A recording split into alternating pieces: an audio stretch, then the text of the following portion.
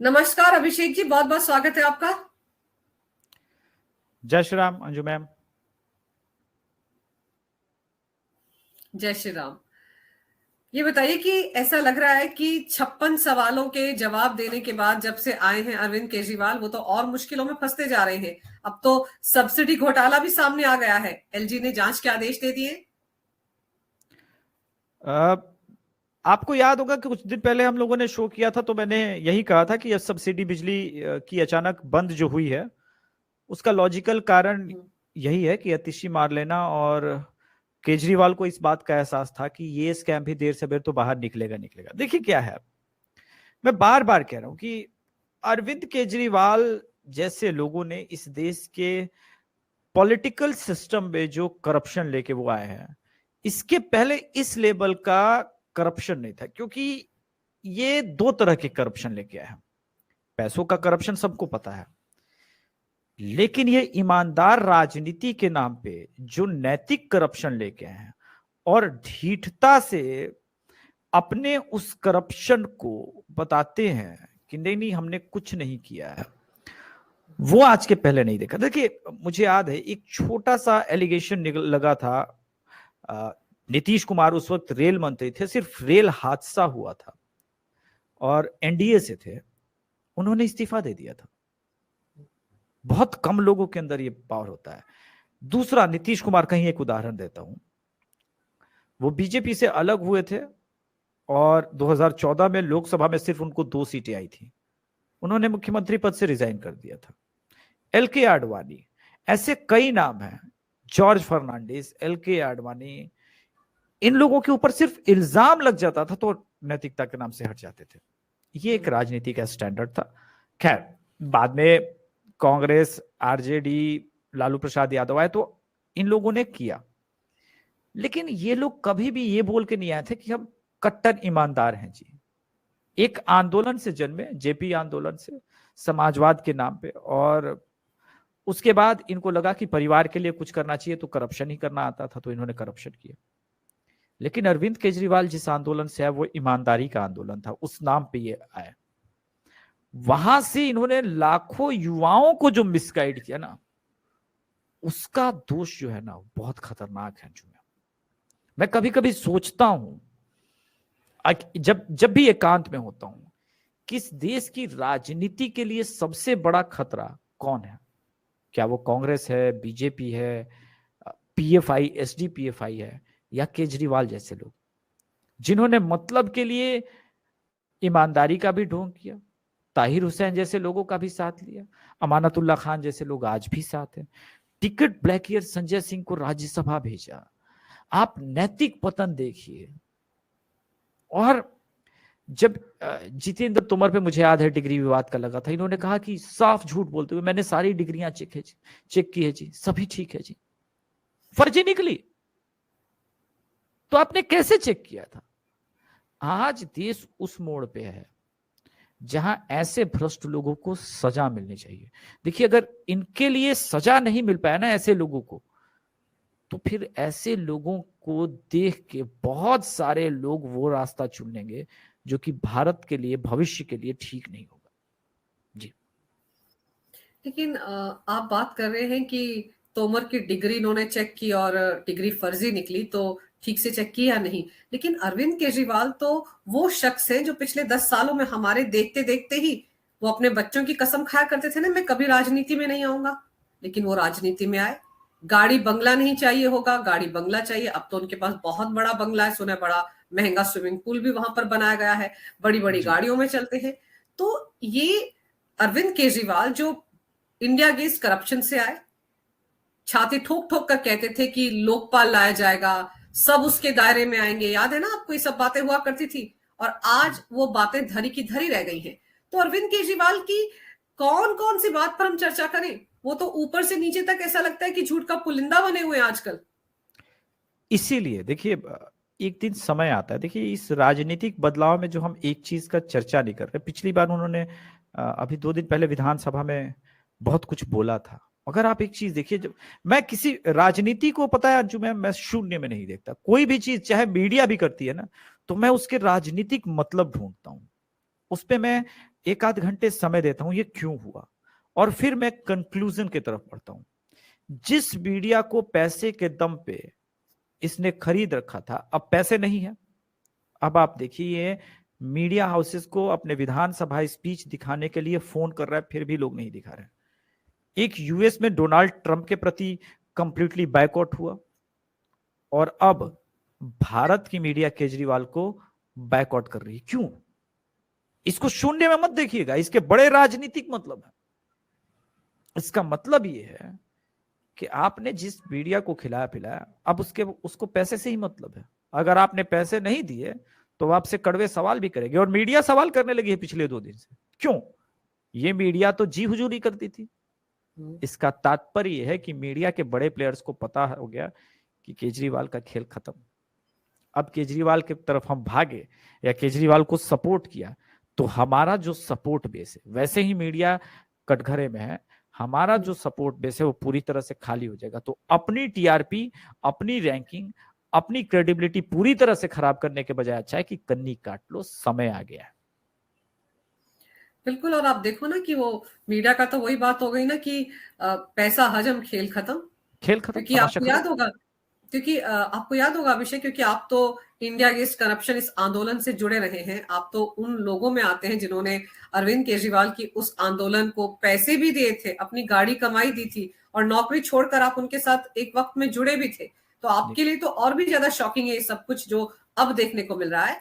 लेकिन फिर आप याद कीजिए कि प्रेस क्लब ऑफ इंडिया का जिक्र मैं कई बार अपने बातों में करती हूँ कि आप देखिए कि वहां पर 2011-12 के आसपास हर दूसरे दिन ये जाकर बैठ जाते थे किसी ना किसी नेता पर, किसी ना किसी अधिकारी पर आरोप लगाने के लिए, और तब ये एक्सपेक्ट करते थे कि तुरंत उस अधिकारी को त्याग पत्र दे देना चाहिए। उस वक्त भी ये मीडिया इनके पीछे भागा भागा फिरता था, इनकी प्रेस कॉन्फ्रेंस को लाइव दिखाता था, इनकी हर एक बात को बढ़ा चढ़ाकर पेश किया जाता था। और ये बात बहुत पुरानी नहीं, अभी 2 दिन पहले तक ये सब कुछ हो रहा था, या आडंबर हो रहा था। लेकिन अब जबकि क्योंकि अब बजट में पैसा कम कर दिया गया है और साल एक तरह से फाइनेंशियल ईयर खत्म हो रहा है, तो पैसा तो है ही नहीं मीडिया को देने के लिए, इसीलिए मीडिया ने कन्नी काट ली है। और क्या है, जैसा मैंने आपको पिछले शो में बताया था कि इसने सीएजी के कैग को भी रिपोर्ट्स नहीं सबमिट किए हैं। देखिए अब समस्या ये है कि केजरीवाल को ये पता है कि अभी वो ईडी के रडार पे है। भले सीबीआई इन्वेस्टिगेशन के लिए बुलाए और 56 सवाल पूछे, लेकिन वो ईडी के भी रडार पे है। ईडी के रडार पे है, इसका मतलब ये है कि अब it's time to cut off all, जितने वो है कम से कम उसको शॉर्ट किया जाए। जितना भी करप्शन इसने किया फिलहाल उसको दिखावे के लिए इसे ही बंद किया जाए। मैं बार बार कहता था कि ये पानी घोटाला, ये जो बिजली में सब्सिडी है, ये सब न केवल करप्शन का एक नया तरीका था इनके पास। मैं बार बार कहता हूं कि दिल्ली जैसे छोटे प्रदेश से करोड़ों रुपए मीडिया हाउस को जा रहे थे। एक शहर है दिल्ली, कोई प्रदेश नहीं है। कहां से ये पैसे आ रहे थे? कौन कर रहा था फंडिंग? दिल्ली सरकार के पास इतना पैसा ही नहीं आना चाहिए था। लेकिन बिहार के भी आप देखिए अखबारों के फ्रंट पेज पे केजरीवाल दीपावली मनाते नजर आ जाएंगे। वर्ल्ड का बेस्ट स्कूल, अब वर्ल्ड के बेस्ट स्कूलों की पोल खुद मीडिया खोलने लगा है। इनके हॉस्पिटल्स का तो पोल पहले ही खुल चुका था, मोहल्ला क्लिनिक का। ये देखिए मोहल्ला क्लिनिक जब बना था तभी मैंने कहा था आम आदमी पार्टी के लोगों के घरों में मोहल्ला क्लिनिक खोल दिया और दिखा दिया, शो भी कर दिया। उसमें घर है, लोग रह रहे हैं, कहीं मोहल्ला क्लिनिक नहीं है, सिर्फ पेपर पे है। एक नहीं कई 15 लाख सीसीटीवी कैमरे, उनसे हम बात करेंगे तो शो लंबा होगा। लेकिन मेरे ये कहने का मतलब है अभी जो केजरीवाल 56 सवाल कोई एक तरह से हर एक बाउंसर को डक करके आ गया। एक बार फिर समन करेगी, मैं आज ही कह रहा हूं आपके शो पे, क्योंकि सवालों के जवाब नहीं मिले हैं ना। और फिर अगर जवाब नहीं मिलेंगे तो ईडी की एंट्री होगी। और जैसे मैंने कहा है 2024 के चुनाव के पहले जाए या 25 के चुनाव के पहले जाए, केजरीवाल का जाना तय है। क्योंकि मास्टरमाइंड तो यही है। मनीष सिसोदिया के पास इतना विवेक, इतनी बुद्धि नहीं है कि वो अकेले पुल ऑफ कर सके इस सारे स्कैम को। लेकिन फिर अभिषेक ये देखिए कि जो सब्सिडी घोटाला है जिसकी जांच के आदेश एलजी ने दिए हैं, ये घोटाला अपने आप में एक नया तरह का घोटाला है। आपने लोगों की सब्सिडी उनकी पॉकेट्स में डाली और कई फर्जी खातों में डाल दी। दिल्ली में उनको सब्सिडी मिल रही है, कर्नाटक के लोगों के खातों में पैसे जा रहे हैं। तो ये भी तो एक नया तरह का मतलब कहा जा सकता है कि मोडस ऑपरेंडी है पैसा लूटने का। वो कहते हैं ना, अंधा बांटे रेवड़िया मुड़घेड़ अपनों को। तो उसका ये एक नायाब नमूना है अरविंद केजरीवाल की सरकार में। देखिए, बहुत सोफिस्टिकेटेड स्कैमर्स हैं, और मुझे लगता है कि जमतारा की अगली जो वेब सीरीज बने उसमें केजरीवाल के ऊपर, स्पेशली केजरीवाल के करप्शन पे बने, क्योंकि जमतारा का स्कैम कुछ भी नहीं है, वो तो कुछ बच्चों का स्कैम था जो दिखाया जा रहा था। देखिए, ये ममता बनर्जी से बहुत ज्यादा मुझे लगता है इंस्पायर्ड है अरविंद केजरीवाल। अभी ममता बनर्जी का एक स्कैम मैंने एक्सपोज किया था, जो कि नादिया डिस्ट्रिक्ट में आया, जिसमें मरे हुए लोगों के खातों में, जनधन के अकाउंट में पैसे गए हैं। 500-500 रुपए वाला भी गया है, इसके वाले चावल दाल सब्जी, मतलब जो भी सरकार फ्री चला रही है केंद्र सरकार, वो पैसे जा रहे हैं। मैं हमेशा एक बात कहता हूं कि क्षेत्रीय पार्टियां ज्यादा करप्शन क्यों करती हैं? क्योंकि क्षेत्रीय पार्टी के पास इन्वेस्टर्स नहीं होते हैं। ऑब्वियस सी बात है, उनको भरोसा नहीं होता बड़े बड़े इन्वेस्टर्स को कि ये कभी पीएम बन पाएगा तो ज्यादा हमें सपोर्ट करेगा। अब ये नहीं है तो कहाँ करप्शन करेगी? जो संसाधन है उनको लूटेगी। और इसीलिए आप देखिए, आरजेडी हो, समाजवादी पार्टी हो, या बीएसपी हो, या तृणमूल कांग्रेस हो, या स्टालिन की पार्टी हो, इन सब पे करप्शन के हैवी चार्जेस हैं। तो अरविंद केजरीवाल भी एक क्षेत्रीय पार्टी से अब बन रहे हैं नेशनल पार्टी। उसके लिए क्या चाहिए? क्षेत्रीय पार्टी से नेशनल पार्टी बनने के लिए सबसे पहले आपको क्या चाहिए? कैडर। कैडर बनाने के लिए आपको क्या चाहिए? पैसे। वो पैसे कहां से आएंगे? अगर हम सिर्फ इसके मूल में पहुंच जाए, जड़ में पहुंच जाए, तो हमको पता चल जाएगा कि ये करप्शन क्यों करते हैं। बार बार जो लोग कह रहे थे जन लोकपाल, देखिए, जब मैं इंडिया अगेंस्ट करप्शन से उड़ा था, नितिन गुप्ता जैसे well known comedian, stand up comedian भी जुड़े हुए थे। लेकिन 2013 आते आते हमें रियलाइज हो गया कि इसमें एब्सोल्यूट वामपंथ की एंट्री है, और ये कुछ अर्बन नक्सल की तरह इनका मॉडस ऑपरेंडी है। ये सिर्फ ब्लेम कर देना और उसका किसी सॉल्यूशन नहीं होना। देखिए, हर चीज का जब तक किसी के पास सॉल्यूशन नहीं होता हम बिलीव नहीं कर सकते। उसी दौरान मैंने मनोहर पर्रिकर जी, अब जो दिवंगत नेता हैं बीजेपी के, उनके काम को मैंने गोवा में फॉलो करना शुरू किया। एंड आई वाज सरप्राइज्ड कि एक आईआईटीएन, रियल आईआईटीएन क्या कर सकता है। पहले आप 2002, 1999, 98, 2005 तक के अखबार निकालिए, इंग्लिश के, हिंदी के।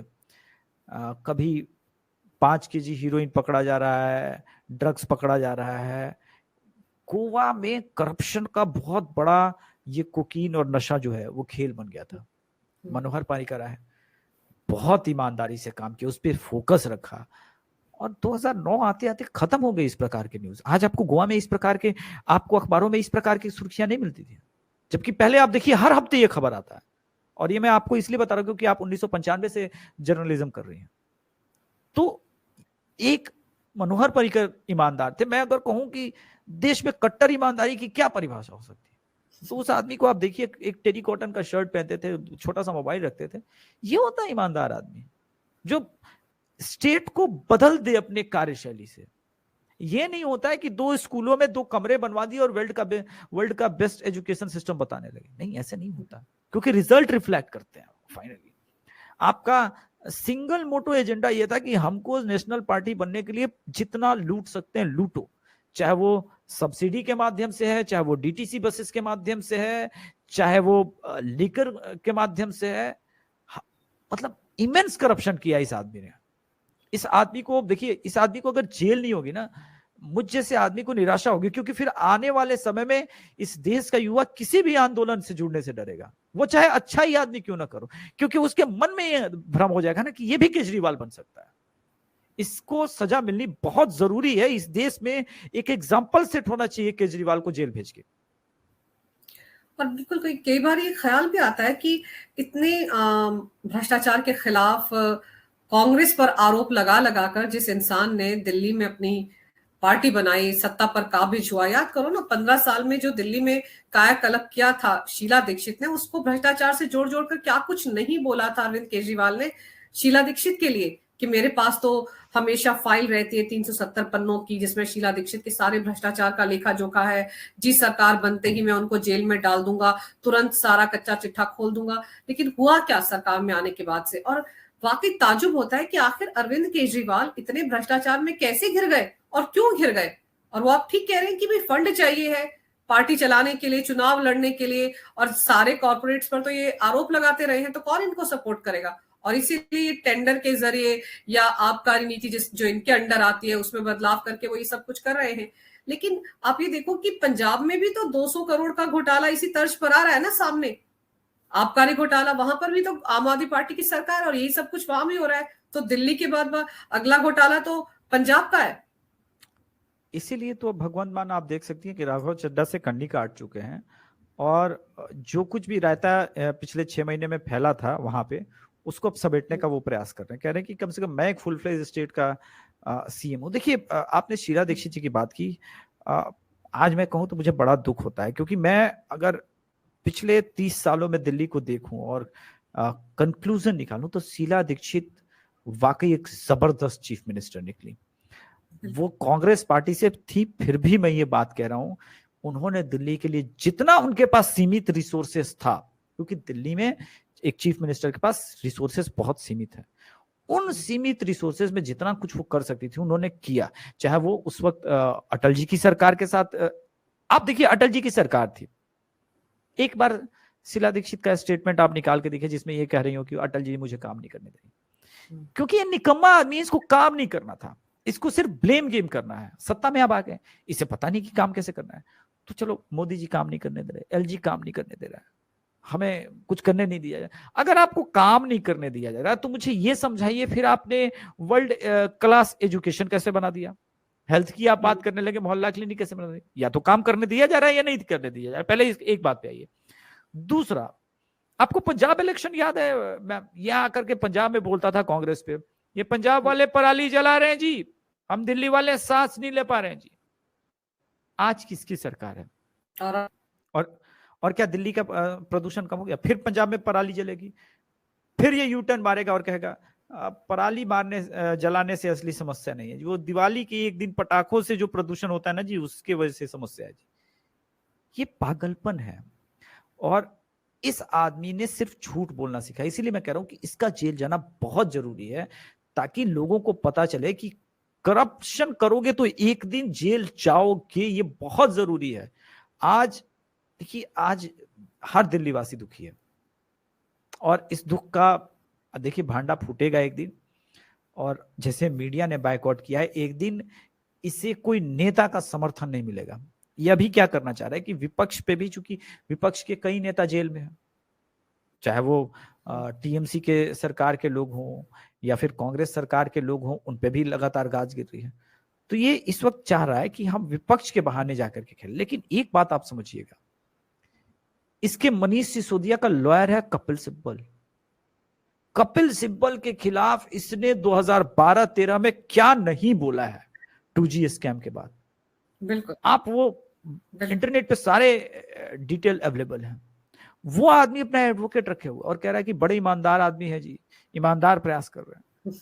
तो जिसके लिए ईमानदारी का डेफिनेशन ये है कि जो मेरे साथ है, और जो मेरे साथ है, जो मुझे हेल्प करेगा, जो मुझे करप्शन में मदद करेगा और जो मुझे करप्शन से बचाएगा, वो ईमानदार है, तो फिर इस देश का भला करना बड़ा मुश्किल है। और मैं कह रहा हूं इस वक्त प्रधानमंत्री बहुत दबाव में है।